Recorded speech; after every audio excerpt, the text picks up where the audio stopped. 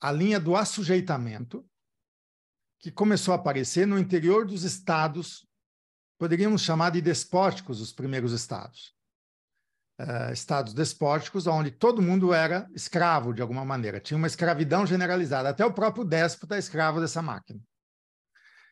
O Marx já dizia isso.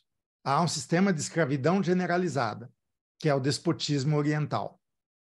Tal do despotismo oriental, né, que tem a ver com os primeiros estados, os estados arcaicos originários. No coração do despotismo oriental, né, ou dos despotismos, ou dos primeiros estados, vão haver linhas de desterritorialização, linhas de descodificação, linhas de fuga, que vão ser representadas pelos mercadores, talvez pelos banqueiros, talvez por escribas, sacerdotes, contadores. Bom, em algum momento vão se abrir brechas para que você saia das garras de um Estado despótico. Bom, a China hoje é um capitalismo de Estado. A União Soviética era um capitalismo de Estado, né? Cuba não é nem um capitalismo de Estado, é uma moral de Estado, né? Bom, você diz assim, isso estaria mais ou menos de acordo com a minha liberdade, ou o capital está de acordo com a minha liberdade, né? Eu tenho mais oportunidades no capitalismo. O capitalismo, como eu te disse, ele levou ao máximo, né, essa linha de assujeitamento do desejo. A linha de assujeitamento é diferente da linha de escravidão, mas elas coexistem. Nós somos escravos do sistema, na medida em que somos peças do sistema.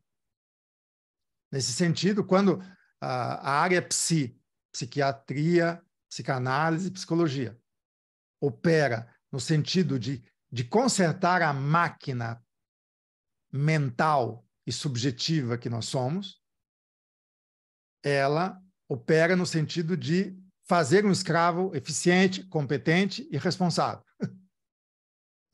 Então, nós somos escravos. Mas, nessa mesma medida, ela diz assim, bom, como diz a psicanálise, enfim, você vai poder falar em nome próprio. Aí ele diz assim, o quê? Falar em nome próprio. Porque você vai formatar bem teu eu, né? O teu sujeito vai ser bem estruturado. Você vai poder falar em nome próprio ou em nome de um eu. E quem é esse eu? Esse eu é o Estado em mim. Esse eu é um outro em mim.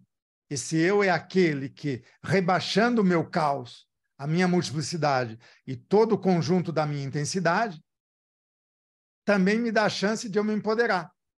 Então, o eu diz assim, cara, não seja maluco. Se comporte desta ou daquela maneira, porque você vai ganhar autoridade, vai ser um cara eficiente, responsável, competente, ganhar autoridade, se empoderar e ter o direito ao gozo. Então, diz assim, poxa, eu vou fazer isso, eu quero ser o melhor, eu quero ser reconhecido, eu quero fazer isso, ou eu quero ganhar dinheiro, eu quero algo. Eu quero. Você não está sendo obrigado, o seu desejo está querendo. Mas quem determina o seu desejo a querer dessa maneira? É uma captura, você foi capturado, você acreditou que aquilo ia te dar o melhor. Isso é o assujeitamento. O assujeitamento, né, ele é um investimento na tua própria captura. Né? Você investe na tua sujeição como se tratasse da tua salvação ou da tua liberdade. Aliás, essa frase é de Spinoza, lá do Tratado Teológico Político. Né? Os homens investem na sua servidão como se tratasse da sua salvação. Né? Então, a linha de assujeitamento do desejo é essa. A gente vai porque a gente deseja. O meu desejo é me libertar. E quanto mais eu desejo essa liberdade, mais eu me assujeito. Né? Então, isso o capitalismo faz como ninguém. Aliás, os publicitários são os grandes mestres dessa salvação. São os novos messias, os novos padres, são os publicitários. Né? Eles dizem, não, existe um mundo dos sonhos, existe o lugar ideal, o condomínio ideal, as viagens ideais. talvez Dubai, vou viver em Dubai, né? Dentro de uma máquina de ar-condicionado, mas vou viver lá. Então, os paraísos artificiais estão sempre sendo prometidos, e de modo cada vez mais homogêneo. Porque se você vai para Dubai, vai para a Índia, vai para a China, vai para a União Soviética, ou vai para os Estados Unidos, ou para o Brasil, você sempre vai encontrar esses espaços, esses resorts, por exemplo. Você vai até para os Lençóis Maranhenses, e tem lá isso também. Que dizem que é uma das regiões mais pobres, que estava abaixo do nível da pobreza, como Paulino Neves ou Barreirinhas, mas você tem resorts de primeiro mundo lá, né? Que você chega, você nem entra em contato com a população. Então, o capitalismo te promete isso tudo, né? A tua salvação, a tua felicidade, né? O teu progresso, o teu reconhecimento. Bom, a questão é, a que preço que você está buscando a tua liberdade, né? Você pode estar simplesmente numa zona de passagem. Diz assim, não, eu estou muito ciente que agora ser caminhoneiro é uma coisa importante, porque eu estou fazendo, né, um certo investimento material, está me dando retorno e está liberando tempo para mim. Vai liberar tempo. Bom, e agora? O que eu faço com esse tempo? Aí entra a questão. O que eu faço com o tempo de agora? Enquanto eu dirijo o caminhão, eu vou falar da minha experiência pessoal. Eu, uma época, com 28 anos, entrei em crise, não porque eu não sabia o que eu queria, mas porque eu disse, caramba, o que eu vou fazer nessa sociedade, né? E aí, fui lá, disse assim, vou arrumar uma bolsa de estudos da FAPESP, que era a melhor bolsa que tinha. Eu queria título? Não queria título, só queria o dinheiro da bolsa mesmo, né? Era uma maneira de eu sobreviver. Bom, depois, sei lá, fiz horta, criei galinha, fiz isso, fiz aquilo, entrei na arquitetura, exerci a arquitetura por um bom tempo. Disse, caramba, e o meu pensamento? E as minhas leituras? Estão aqui e agora. Enquanto eu crio galinha, enquanto eu faço horta, enquanto eu faço obra, enquanto eu lido com os peões, enquanto eu lido com o fornecedor, enquanto eu lido com o cliente, enquanto eu lido com um juiz e um desembargador que quer uma casa bem bacana, num condomínio bem de luxo, eu estou entendendo como tudo isso funciona. Eu estou entendendo a cabeça do juiz, do desembargador, do comerciante, do industrial, do médico, do peão de obra, do mestre, do contramestre, dos fornecedores, dos maus fornecedores, dos mais moralistas, dos bolsonaristas. Nessa época não tinha o bolsonarismo ainda. Dos isso, dos aquilo. Eu estou entendendo como a máquina social funciona. Foi o momento que eu mais cresci na minha vida. E eu estava pensando plenamente. Eu estava pensando, e muito. Mas eu estava lendo, teoricamente, as coisas, me sobrava pouco tempo para ler. Fiquei 6, 8 anos só lendo a sociedade. Lendo a vida ao vivo e a cores enquanto ela acontecia. Lendo, interpretando a mim mesmo e aos outros e ao mundo. Foi um dos momentos mais ricos da minha vida. Eu ainda me sentia... quer dizer, eu achava que tinha ultrapassado o idealismo e principalmente o humanismo. E eu me percebi humanista. E eu disse, nossa, quão humanista ainda eu sou. E foi um momento fundamental para eu destruir, ainda tenho, né, os resquícios de humanismo, a gente sempre tem, mas eu destruí, né, modo mais amplo e profundo possível, as minhas tendências humanistas. Porque o humanismo, ele esconde um terrorismo em nós. Ele esconde uma violência. Eu gosto daquele texto do Merleau-Ponty, que se chama Humanismo e Terror. O humanismo é uma invenção da Revolução Francesa. O humanismo é uma invenção daqueles que pregonizavam liberté, égalité, fraternité. Né? Esses ideais da Revolução Francesa, né? Fundaram os direitos de uma coisa chamada homem. E quem é esse homem? Esse homem é ninguém. Esse homem é uma estrutura ideal, né, que foi espiritualizada e que nós perseguimos até hoje. E em nome desse homem se cometeu e se comete as piores coisas, assim como se cometia e se comete em nome de Deus e em nome do bem. Né? Então, eu achava importantíssimo perder o meu humanismo. Foi uma ocasião incrível. O que eu quero te dizer com isso tudo, Leonardo? Eu quero te dizer que não é, a gente não vive as coisas de modo sucessivo. Viver de modo sucessivo é viver de modo pobre. Ah, uma coisa de cada vez, então agora isso, depois aquilo, vai chegar o tempo para eu ser feliz, vai chegar o tempo que eu vou ter dinheiro, vai chegar o tempo que eu vou me libertar. Não, enquanto você é caminhoneiro, você já tem toda a condição de você ser pleno, né? O que o capitalismo faz? Ele, enfim, se você é aquele que só tem, como diria o Marx, a sua força de trabalho, eu acho que a gente tem que ampliar esse conceito, é a energia humana disponível. Do outro lado, tem o capital, que compra essa energia humana e põe ela a serviço, né, de uma função de reprodução do capital e de empoderamento. Essa axiomática que faz isso, que é traduzida pelo teu salário, aquilo que você ganha, ela está te separando da tua potência de retomar o teu próprio processo de diferenciação a cada ato da tua existência? Você está se efetuando de uma maneira tal que é sempre a tua potência de acontecer que está dominando em relação aos acontecidos da tua vida? Se isso acontecer, não tem problema nenhum você fazer isso no capitalismo ou no comunismo, ou seja lá onde for.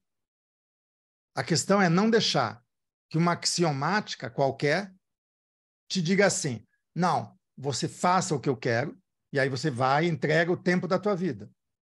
A tua silver line, né? Você entrega o teu tempo próprio, tua duração, o teu movimento intensivo, de bandeja, tua energia disponível, para alguém extrair um produto que vai enriquecê-lo, né? Em troca de uma esmola diária ou mensal. Esmola, eu digo que daí nesse caso vira esmola. Por mais que você ganhe $100.000 por mês, vai ser uma esmola. Por quê? Porque você está sacrificando o teu tempo próprio. O que significa isso? É quando você não consegue mais retomar a você mesmo. Você mesmo quem? A tua potência, não o teu eu. Quando você não consegue mais retomar a tua potência de acontecer nas relações que você tem. Enquanto você dirige um caminhão, quantos pensamentos você tem? Olha que interessante. Você pode fazer muitas coisas interessantes. Você é livre. Aliás,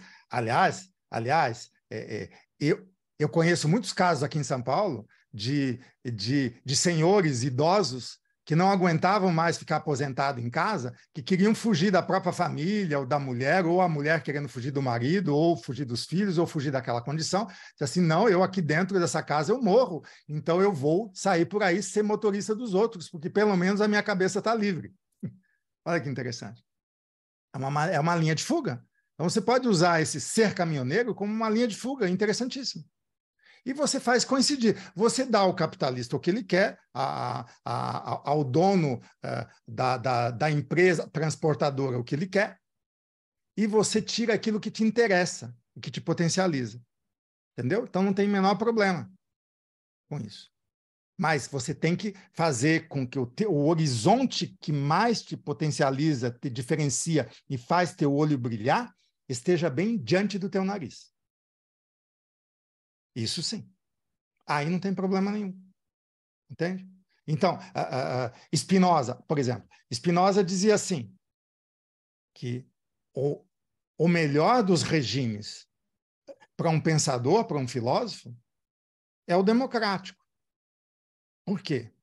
Porque o democrático não te impede de pensar. Não te impede de pensar. E mesmo não te impede de agir e reagir em vários níveis. Você tem uma liberdade muito maior. O capitalismo faz isso? Depende, é bem problemática essa questão, né? Mas ainda eu posso fazer um uso muito interessante do que me acontece no capitalismo. Em qualquer lugar eu posso, em qualquer sistema, até dentro de uma prisão eu posso fazer, né? Só que a vida fica mais difícil, né? Então, mas a democracia é o menos pior dos regimes que temos? É. a nossa democracia é democracia? É uma caricatura, é meio ridículo dizer que a gente vive numa democracia, né? A gente vive numa tirania econômica, dos monopólios, das corporações, né? A gente vive numa segregação racial, sexual, tem vários regimes de segregação. Nós vivemos em vários tipos de apartheid, né? E nossas prisões são semióticas, são imperceptíveis. Então, é muita ingenuidade a gente dizer que vive numa democracia. Mas, por exemplo, aqui no Brasil, era melhor o Bolsonaro ditador ou esse regime, esse teatro que existe aqui no Brasil chamado democracia? Vamos ficar com o teatro. É menos pior. Não é que você vai se conformar com menos pior, né? Mas é onde você pode se mover com mais dinamismo, né? Mais flexibilidade. Então é isso, vamos ampliar isso. Se ser caminhoneiro amplia teus movimentos, vai firme. Entende? Então é isso. Momentaneamente é isso, não tem problema nenhum. Eu, durante muito tempo, eu não só criava os projetos, como executava as obras. Como dirigia até caminhão. Puxei areia, pedra brita, com um F-11.000, da Ford, por exemplo. Né? Fiz de tudo na vida, não tem o menor problema em dizer isso. Então, é muito bom a gente ter essa pluralidade, né, de virtudes, de forças do nosso corpo. O nosso corpo pode muitas coisas, nosso pensamento também. E quanto mais, como diz Spinoza lá no escólio da proposição 13 do livro 2 da Ética, quanto mais meu corpo pode afetar e ser afetado, mais minha mente é capaz de pensar, ou tem a ocasião de pensar. E quanto mais meu corpo afeta e é afetado, dependendo apenas da sua potência, mais minha mente tem ideias claras e distintas ou adequadas. Mais a minha mente é causa de si mesma e o meu corpo é causa dele mesmo. Ou causa da própria maneira de viver. Ou seja, mais você é ativo, afirmativo e livre.